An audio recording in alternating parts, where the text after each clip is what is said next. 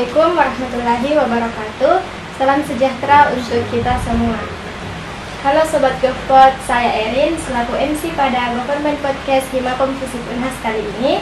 Pada kesempatan kali ini saya bersama dengan Bapak Profesor Dr. Armin Arsyad MSI selaku narasumber pada episode kali ini yang akan membahas mengenai pro dan kontra kampanye di lingkungan pendidikan.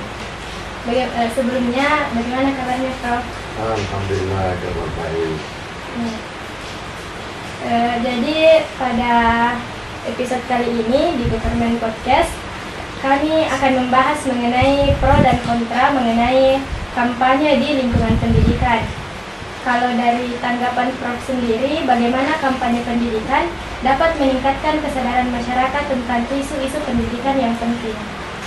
Ya, menurut hemat saya, kampanye di lembaga pendidikan, khususnya di kampus, itu mengundang memang pro kontra, karena di satu sisi lembaga pendidikan seperti perguruan tinggi seperti Universitas Hasanuddin itu adalah lembaga tempat berkumpulnya orang-orang pintar dan tempat mendidik generasi muda pewaris masa depan bangsa. Karena itu kalau dilakukan sosialisasi atau kampanye di situ, di satu sisi baik karena mahasiswa, dosen-dosen itu adalah elit, mahasiswa itu adalah elit pemuda. Karena itu kalau dia yang diterpa oleh kampanye-kampanye dan program-program calon presiden dan wakil presiden, dia dengan begitu mudah mensosialisasikan kepada segenerasinya. Karena mahasiswa itu disukai dan dikagumi oleh kelompok umurnya, apalagi mahasiswa Universitas Hasanuddin. Tetapi di sisi lain kontranya karena lembaga pendidikan itu banyak pegawai negeri, dosen-dosennya pegawainya banyak yang pegawai negeri, sementara undang-undang melarang pegawai negeri untuk mendukung salah satu pasangan calon. Padahal masuk berkampanye di kampus itu maksudnya untuk mempengaruhi para pemilih, termasuk dosen dan mahasiswa, agar memilih pasangan calon yang dia usung. Persoalannya, kalau pegawai negeri ini secara terang-terangan mendukung salah satu pasangan calon, itu dia akan disemprit oleh ASN, Komisi ASN, dan Komisi ASN ini akan memberikan tindakan-tindakan kepada ASN sesuai dengan tingkat pelanggarannya. Jadi ini pro kontra dan memang dilema. Apalagi kalau masuk di kampus itu pasti semua pasangan calon pasti ada pendukungnya.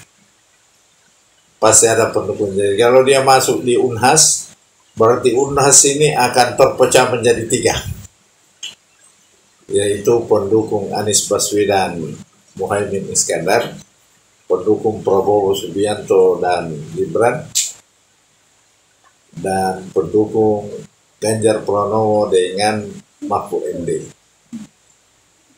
Padahal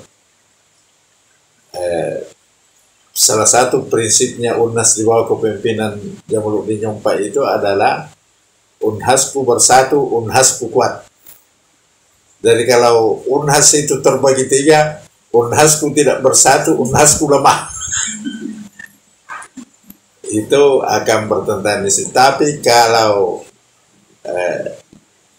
semua mahasiswa dan sivitas akademika menyadari bahwa kampanye ini adalah ajang untuk mendiskusikan apa yang menjadi visi misi dan rencana kebijakan dan program pasangan masing-masing pasangan calon, dan pihak perguruan tinggi lah yang berkewajiban untuk memberikan masukan, memberikan sanggahan kepada para pasangan calon untuk memperbaiki visi misi program dan kebijakannya. Maka saya kira kampus juga tepat untuk dijadikan sebagai tempat kampanye atau mendiskusikan apa yang menjadi rencana program dan kebijakan dari masing-masing pasangan calon. Ya, baik, Prof. Lalu selanjutnya, menurutnya Prof, apakah ada resiko yang dapat diterima apabila ada kampanye pendidikan yang mengarah pada politisasi birokrasi? Ya, kalau ada pasangan calon atau semua pasangan calon membuat program pendidikan dengan tujuan melakukan politisasi dan mobilisasi masyarakat sivitas akademika perguruan tinggi, maka pasangan calon itu telah melanggar peraturan yang dibuat oleh pemerintah, yaitu ASN itu harus netral di dalam memberikan layanan-layanan kepada semua pihak, netral kepada semua pasangan calon, tetapi boleh tidak netral di dalam memilih, karena dia punya hak suara.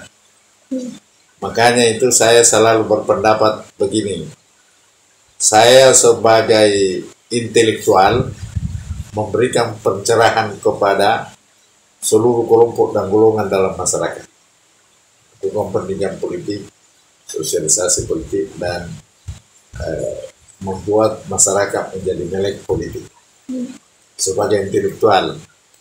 Tapi sebagai pegawai negeri saya harus netral karena diperintah oleh undang-undang. Tapi sebagai warga negara yang diberikan hak pilih, saya bebas dong menjatuhkan pilihan pada pasangan calon yang saya yakini bahwa ini akan membawa bangsa Indonesia ini ke pelabuhan idaman, yaitu pelabuhan membawa kita menuju masyarakat adil makmur, makmur dalam keadilan dan adil dalam kemakmuran. Itu kalau saya. Selanjutnya Prof, ini saya mau bertanya, apakah bagaimana kampanye pendidikan dapat mendukung peningkatan akses pendidikan bagi kelompok yang kurang beruntung? Ya, kalau menurut saya, Presiden sebagai pengambil keputusan tertinggi di negara ini dituntut memang agar masyarakat pendidikan ya pada umumnya itu pasangan calon ini harus membuat kebijakan dan program yang memberikan kesempatan kepada seluruh warga negara Indonesia untuk diberi kesempatan memperoleh pendidikan dan layanan pendidikan, supaya kelak orang-orang yang terdidik ini akan memperoleh kesempatan bekerja di lapangan kerja yang tersedia sesuai dengan bidang keahliannya. Karena itu, kalau menurut saya, pemerintah itu kalau perlu membebaskan masyarakat akademik itu atau mahasiswa itu untuk meminimalkan pembayaran UKT, atau kalau perlu tidak usah membayar UKT, karena kalau pembayaran UKT ini mahal seperti di Unhas, mahal, itu susah diakses oleh orang-orang miskin.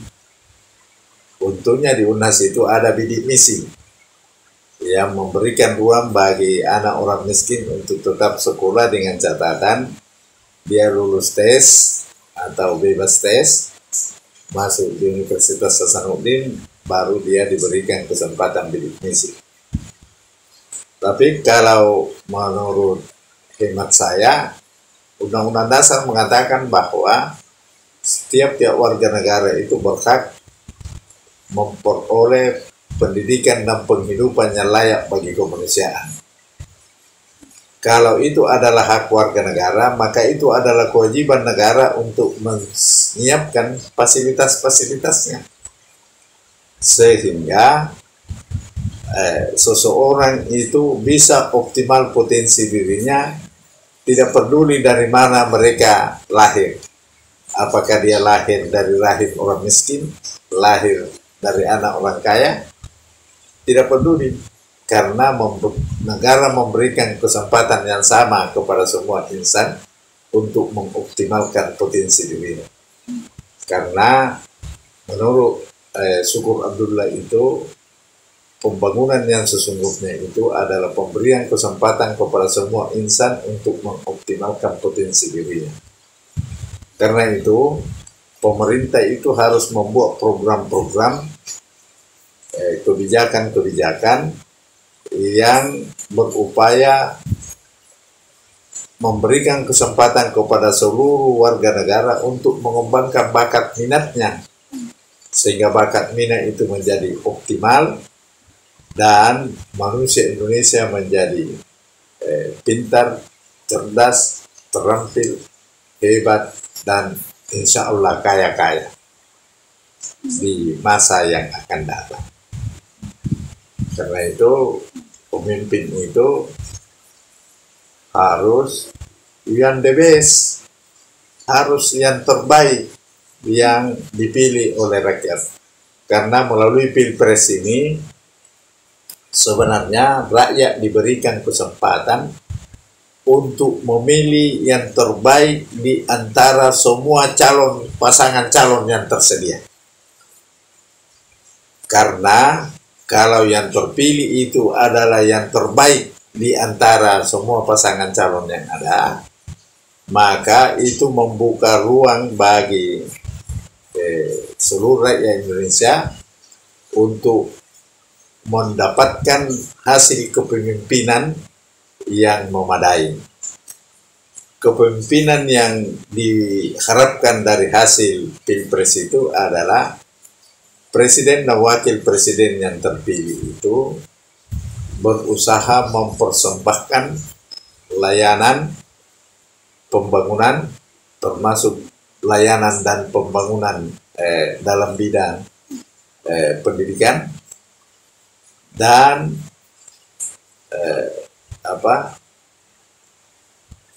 pemerintahan yang terbaik untuk rakyat. Jadi pemerintah yang terpilih melalui Pilpres itu seharusnya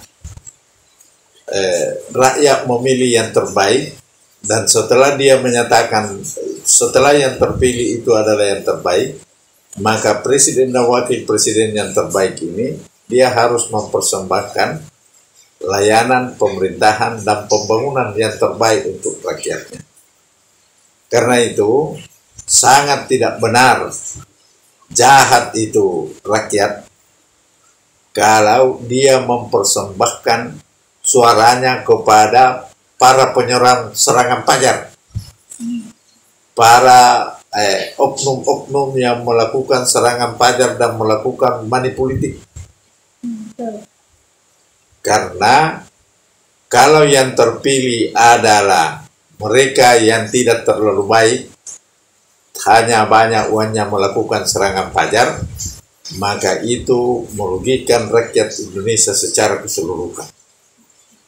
Karena orang-orang yang terpilih karena money politik itu akan berusaha mengembalikan uang-uang yang dipakai untuk serangan pajar yang tidak lain, ya tentu dia melakukan KKN, korupsi, kolusi, dan nepotisme. Padahal jargon utama dari reformasi ini adalah anti KKN, anti korupsi, kolusi, dan nepotisme. Dan mengapa setelah reformasi dijalankan yang notabene adalah pahlawan-pahlawan reformasi semua, ternyata rezim saat ini lebih KKN, lebih korupsi, lebih nepotisme, dan kolusi dan nepotisme lebih. Kalau di masa Orde Baru yang dicela itu KKN, itu orang KKN itu secara sendiri-sendiri, perorangan, dan dilakukan secara malu-malu. Kalau sekarang ini dilakukan secara ramai-ramai, tidak malu-malu dan terbuka. Lebih parah lagi sekarang karena oknum KPK, oknum ketua KPK Firly Bahuri itu sudah dinyatakan tersangka karena diduga melakukan pemerasan terhadap mantan Menteri Pertanian Syahrul Yassin Limpo. Kalau ketua KPK saja ditengarai melakukan pemerasan, bagaimana yang lain? Ini kan sangat bersoal ini, political trust ini. Sangat bersoal. Karena siapa lagi yang mau kita percaya untuk memberantas korupsi di Indonesia? Kalau ketua KPK sebagai ketuanya pemberantasan korupsi di Indonesia justru yang korup. Lebih di atas lagi korupsinya itu orang ketua KPK yang memeras daripada menteri yang korupsi. Lebih tinggi lagi pelanggarannya itu ketua KPK yang memeras, karena dia menggunakan kewenangannya untuk menekan menteri. Itu baru satu. Belum tentu menteri yang lain tidak dilakukan hal yang sama. Itu perlu penelitian yang mendalam, dan karena itu pasangan calon presiden dan wakil presiden harus memiliki komitmen yang sungguh-sungguh, bersedia tidak bertambah kekayaannya kalau dia diamanahkan oleh rakyat menjadi presiden. Bersedia tidak memperkaya diri, bersedia membangun kesejahteraan bagi seluruh rakyat Indonesia, bersedia mewujudkan rasa keadilan sosial bagi seluruh rakyat Indonesia. Jangan keadilan sosial bagi seluruh anggota dewan saja, karena anggota dewan itu pendapatannya cukup tinggi, terutama DPR RI, karena 16 juta gajinya mungkin diterima tanggal 1. Tanggal berapa lagi dia terima lagi 59 juta. Dia kunjungan lapangan sebanyak 5 kali, itu 450 juta setiap orang. Kali 5 kali sudah berapa miliar itu. Kemudian reses 8 kali turun ke dapil, itu 149 kalau bukan 140. Jadi total selama 5 tahun itu lebih 4 miliar 270 juta diperoleh anggota dewan. Sementara rakyat yang lain tidak makan, anggota dewannya terlalu banyak, dia apa? Itu yang halal itu loh. Belum lagi kalau dia masih ada lagi yang halal lain yang belum saya sebut, seperti pokja kelompok kerja dengan pansus, panitia khusus kalau dia membuat RUU. Kalau itu pansus menyangkut undang-undang pemilu itu pansus, tapi kalau pembentukan undang-undang kesehatan itu pokja saja. Pokja kelompok kerja itu dia per harinya itu dibayar lagi itu. Jadi sangat banyak, terlalu banyak gajinya di satu sisi, sementara di sisi lain terlalu banyak rakyat yang menderita. Bayangkan itu kalau biaya pemilu dan gajinya DPR itu dikurangi dan dibebaskan Anda dari pendidikan, saya kira itu terpenuhi itu. Ya, terpenuhi itu semuanya. Sementara yang lain-lain itu digaji secara relatif adil. Saya setuju kalau gaji itu tinggi, tapi kasih merata. Ya, anggota DPR dapat 4 miliar selama 5 tahun. Sementara gaji guru, kasihan itu profesor selalu dibilang 3 kali gaji pokok. Nah, lebih tinggi itu hakim pengadilan agama daripada profesor. Itu sekedar Anda tahu itu. Nah, selalu profesor bilang banyak warna. Datang ke rumahku begini. Kalau banyak begitu. Ya, apa lagi? Nah, selanjutnya Prof, bagaimana kampanye di lingkup pendidikan dapat menyebabkan polarisasi dalam masyarakat atau konflik antara kelompok yang berbeda? Ya, karena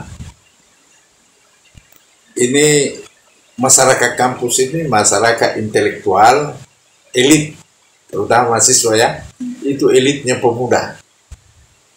Itu yang dikatakan oleh Susanna Keller, itulah elit pemuda itu. Nah, sebagai elit pemuda, kalau dia ke tengah-tengah masyarakat berbicara atau mempengaruhi kelompok masyarakat bahwa pilih ini, maka itu mereka akan didengar, mereka dipercaya karena penampilannya cantik dan gagah, bercampur cerdas. Jadi ada kombinasi penampilan yang membuat dia dikagumi dan disukai oleh segenerasinya. Sehingga kalau seperti yang saya katakan tadi, kalau dilakukan di kampus itu akan terpolarisasi menjadi 3 kelompok.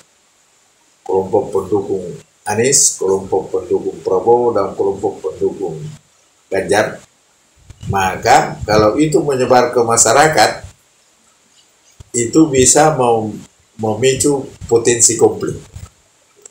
Tetapi kalau masyarakat menyadari atau diberikan pemahaman agar seluruh anggota masyarakat bertoleransi terhadap perbedaan, itu tidak apa-apa. Bisa beda pilihan, tapi kita tetap bersahabat. Kita beda pilihan, jangan putus cinta. Beda pilihan, jangan pisah tempat tidur bagi pengantin baru maupun pengantin lama. Kita bertoleransi. Kalau itu pilihanmu si A, saya si B, tidak ada masalah. Makanya itu salah satu esensi dalam demokrasi itu adalah bertoleransi terhadap perbedaan. Kalau belum sanggup bertoleransi terhadap perbedaan, itu dia belum demokrasi itu. Karena ada nilai demokrasi yang dia tidak junjung tinggi. Karena nilai-nilai dalam demokrasi itu minimal ada 4, yaitu pertama equality, menjunjung tinggi persamaan, rule of the game, menghargai aturan main. Jadi kalau kita kalah ya kalah, tapi jangan ada yang melanggar. Jangan sampai yang menang itu menang karena melanggar. Itu rule of the game. Dan yang ketiga, bertoleransi terhadap perbedaan. Dan yang keempat itu kelas menengah yang kuat. Kalau belum terbentuk minimal 4 syarat ini, susah itu demokrasi. Karena itu Almond berpendapat sangat susah dibangun partisipasi politik yang otonom di tengah-tengah masyarakat yang kondisi ekonominya masih miskin. Sangat susah dibangun partisipasi politik yang otonom di tengah-tengah kondisi masyarakat yang ekonominya masih miskin. Nah, persoalannya Indonesia ini sudah kaya, Kak. Itulah yang mendorong partisipasi politik yang dimobilisasi. Mengapa dimobilisasi? Karena anggota masyarakat itu dia masih miskin sehingga sangat rentan dengan godaan 100.000, 200.000, karena calon-calon presiden kadang-kadang juga membuat program-program yang mungkin tidak bisa dicerna oleh masyarakat miskin, sehingga masyarakat miskin mengatakan lebih baik yang langsung saja ini ada upload. Padahal itu dalam segi pendidikan politik itu menyesatkan, tidak benar.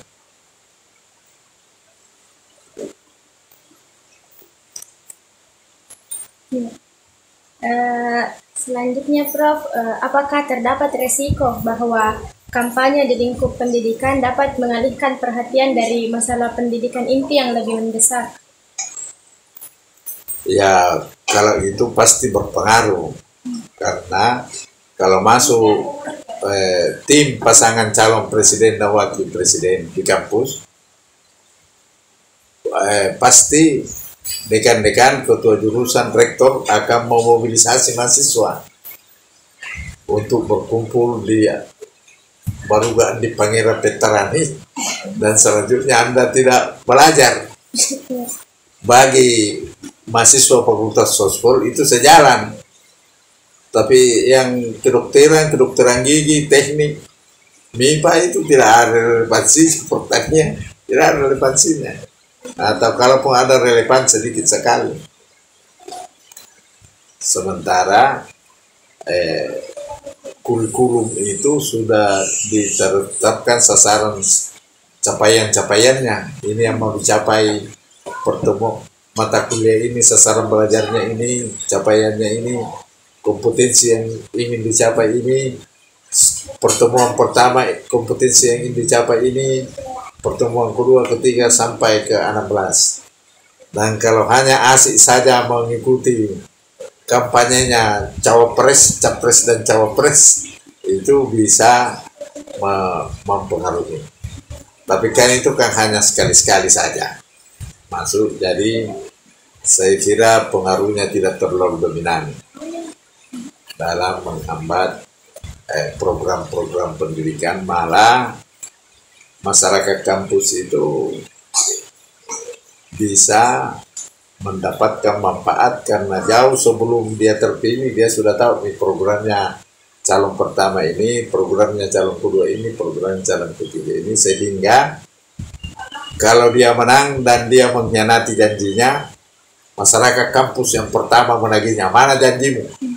Udah datang pidato di kampus kami ini, janjimu mana?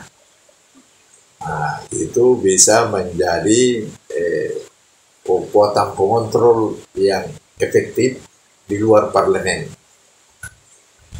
Mahasiswa bisa menjadi kekuatan pengontrol karena bagaimanapun juga mahasiswa bisa meluruskan apa yang menjadi keinginan, apa yang menjadi program dan janji-janji kepada masyarakatnya, di mana ia